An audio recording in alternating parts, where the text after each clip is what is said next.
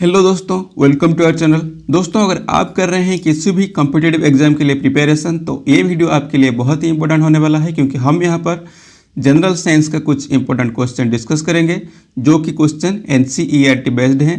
तो चलिए वीडियो को स्टार्ट करते हैं। अगर वीडियो को लाइक नहीं किया तो लाइक कर दीजिए, और चैनल को सब्सक्राइब नहीं किया तो सब्सक्राइब भी कर दीजिए। तो चलिए वीडियो को स्टार्ट करते हैं। तो देखिए, first question, vitamin B2 is commonly referred to as. तो देखिए, जो विटामिन B2 है, इसका कॉमन नेम क्या है? तो देखिए, इसका कॉमन नेम है राइबोफ्लेविन। ठीक है दोस्तों, तो विटामिन B2 को कहते हैं राइबोफ्लेविन। और चलिए इसके बारे में कुछ इंपॉर्टेंट फैक्ट जान लेते हैं। तो देखिए, जो vitamin was invented by FG Hopkin. तो FG हॉपकिन ने विटामिन को इन्वेंट किया था, और ये जो टर्म विटामिन है, इसको दिया था फॉन्क ने। ठीक है। और देखिए, विटामिन B1 को कहते हैं थायमिन, B2 को कहते हैं राइबोफ्लेविन, B3 को कहते हैं नियासिन, B5 को कहते हैं पैंटोथेनिक एसिड, B6 है पायरिडॉक्सिन, B7 है बायोटिन, B9 है फॉलिक एसिड, और B12 है साइनोकोबालामिन। ठीक है दोस्तों, तो चलिए बढ़ते हैं आगे। Which part of human brain is mainly responsible for the regulation of body temperature? तो देखिए, जो ब्रेन का वो कौन सा पार्ट है जो कि हमारे बॉडी का टेम्परेचर को रेगुलेट करता है? ठीक है दोस्तों, तो देखिए इसका सही आंसर हो जाएगा हाइपोथैलेमस। ठीक है, तो हाइपोथैलेमस ब्रेन का वो पार्ट है जो कि हमारे बॉडी के टेम्परेचर को रेगुलेट करता है। और देखिए, इसके बारे में और कुछ इंपॉर्टेंट फैक्ट जान लेते हैं। तो देखिए, it controls the hormonal secretion of endocrine gland. तो जितने भी एंडोक्राइन ग्लैंड है, इनमें से जो हार्मोन सिक्रेट होता है, इसको कंट्रोल करता है कौन? हाइपोथैलेमस। ठीक है, तो देखिए, जो एंडोक्राइन ग्लैंड है, ये कौन सा ग्लैंड है? जो कि डक्टलेस है। ठीक है, डक्टलेस ग्लैंड को कहते हैं एंडोक्राइन ग्लैंड। ठीक है दोस्तों, और देखिए, और जिसमें डक्ट होता है, इसको बोलते हैं एक्सोक्राइन ग्लैंड। तो देखिए, जो hormone secreted from posterior pituitary gland secret through it. तो देखिए, जो पिट्यूटरी ग्लैंड से जो हार्मोन निकलता है, वो ही हाइपोथैलेमस से होकर निकलता है। ठीक है, तो इसको भी रेगुलेट कौन करता है? हाइपोथैलेमस। और ये जो पिट्यूटरी ग्लैंड है, इसको हमारे बॉडी का मास्टर ग्लैंड भी बोलते हैं। देन देखिए, what is the common name of calcium hypochlorite? ठीक है दोस्तों, तो कैल्शियम हाइपोक्लोराइट का कॉमन नेम क्या है? तो इसका सही आंसर हो जाएगा ब्लीचिंग पाउडर। ठीक है दोस्तों, ब्लीचिंग पाउडर बोलते हैं कैल्शियम हाइपोक्लोराइट को। और देखिए, जो ब्लीचिंग पाउडर है, इसका जो फॉर्मूला क्या है? CaOCl2। ठीक है, CaOCl2 इसका फॉर्मूला है, और इसको ब्लीचिंग पाउडर बोलते हैं, और इसको क्लोरीन पाउडर भी बोलते हैं, और इसको क्लोरीनेटेड लाइम भी बोलते हैं। और इसको हम ब्लीचिंग एजेंट के रूप में यूज करते हैं, इससे वाटर ट्रीटमेंट होता है। ठीक है दोस्तों, तो ये आपको याद रखना है। तो ब्लीचिंग पाउडर है कैल्शियम हाइपोक्लोराइट। देन देखिए, which enzyme converts proteins into peptone? तो देखिए, प्रोटीन को पेप्टोन में कन्वर्ट करने वाला जो एंजाइम कौन सा है? तो देखिए, ये है पेप्सिन।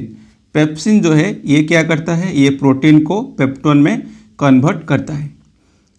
और देखिए, यहाँ पर जो है ट्राइप्सिन, ट्राइप्सिन जो है, ये कन्वर्ट करता है कौन? जो प्रोटीन को, protein and peptone into polypeptide and amino acid.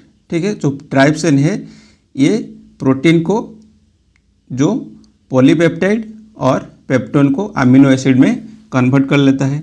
और जो अमाइलेज है, ये स्टार्च को सॉल्युबल शुगर में कन्वर्ट करता है। ठीक है, तो स्टार्च को जो सॉल्युबल शुगर में कौन कन्वर्ट करता है? अमाइलेज। फिर देखिए, लाइपेज, लाइपेज क्या करता है?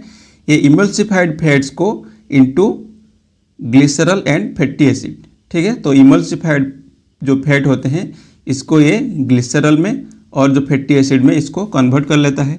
और देखिए, जो पेप्सिन एंड रेनिन, ठीक है, पेप्सिन एंड रेनिन, ये हमारे गैस्ट्रिक जूस जो होते हैं स्टोमक में, वहाँ पर ये एंजाइम जो पेप्सिन एंड रेनिन ये पाए जाते हैं।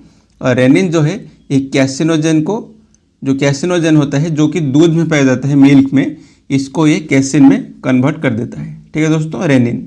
तो हमारा सही आंसर हो जाएगा पेप्सिन, जो कि प्रोटीन को पेप्टोन में कन्वर्ट कर लेता है।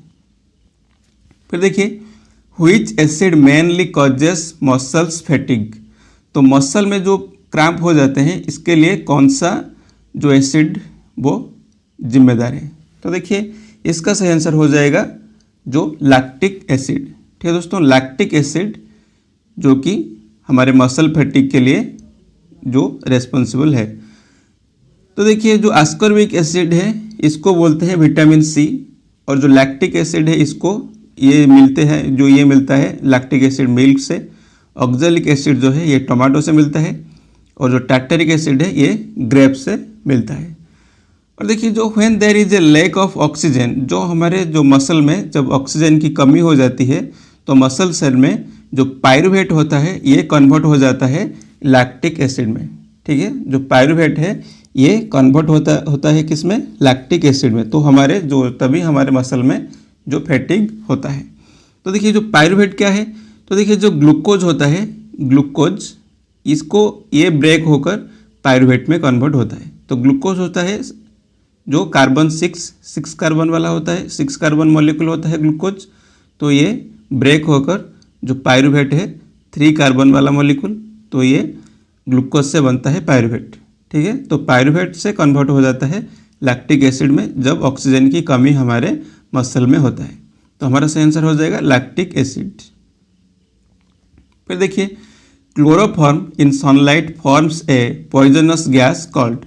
तो देखिए जब सनलाइट में क्लोरोफॉर्म आता है तो ये एक पॉइजनस गैस में कन्वर्ट हो जाता है। तो वो पॉइजनस गैस का नाम क्या है, तो उस गैस का नाम है फोस्जिन। ठीक है दोस्तों, फोस्जिन जो है एक पॉइजनस गैस है जो कि जब क्लोरोफॉर्म सनलाइट के टच में आता है तो ये फोस्जिन में कन्वर्ट हो जाता है। और देखिए जो क्लोरोफॉर्म है इसका फॉर्मूला है CHCl3 और फोस्जिन का है COCl2। ठीक है दोस्तों, क्लोरोफॉर्म का है CHCl3 और फोस्जिन का है COCl2। ठीक है दोस्तों, तो क्लोरोफॉर्म जब सनलाइट के टच में आता है तो ये एक पॉइजनस गैस बनाता है, तो उस गैस का नाम है फोस्जिन। फिर देखिए a fuse wire is characterised bye.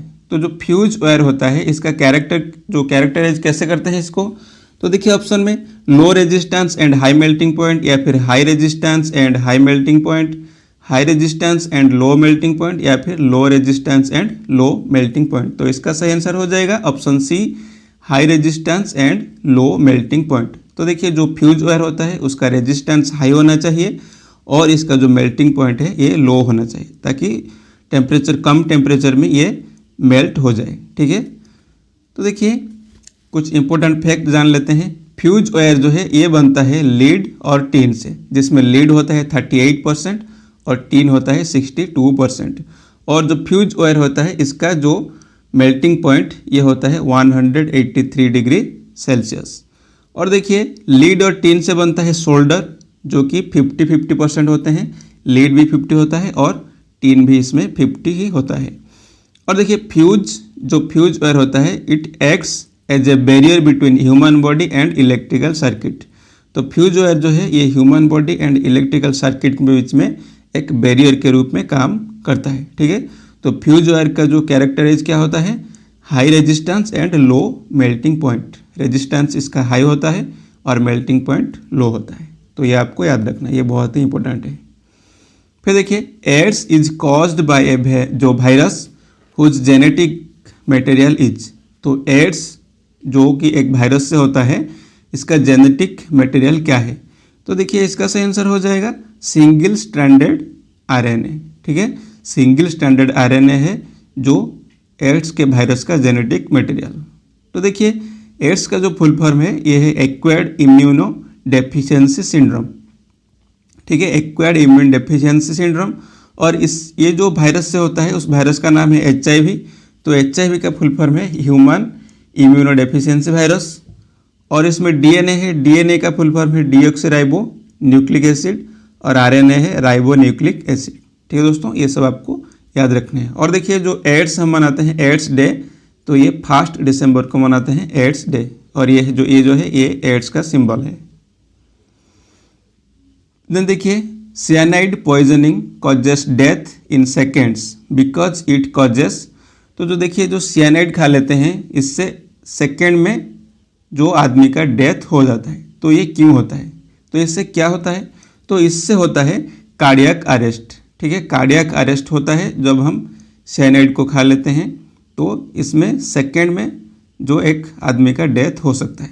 ठीक है, तो देखिए जो कार्डियक अरेस्ट है इसमें क्या होता है, जो ब्लड पंप करता है, जो हार्ट जो ब्लड पंप करता है ये सडनली पंप करना बंद कर देता है। ठीक है, तो इससे क्या होता है, जो हमारे बॉडी में जो ब्लड फ्लो होता है ये पूरी तरह से बंद हो जाता है। तो इसको बोलते हैं कार्डियक अरेस्ट। ठीक है, तो जब हम सियानाइड खा लेंगे तो ये कार्डियक अरेस्ट हो जाएगा और तो सडनली इसमें जो डेथ हो जाता है।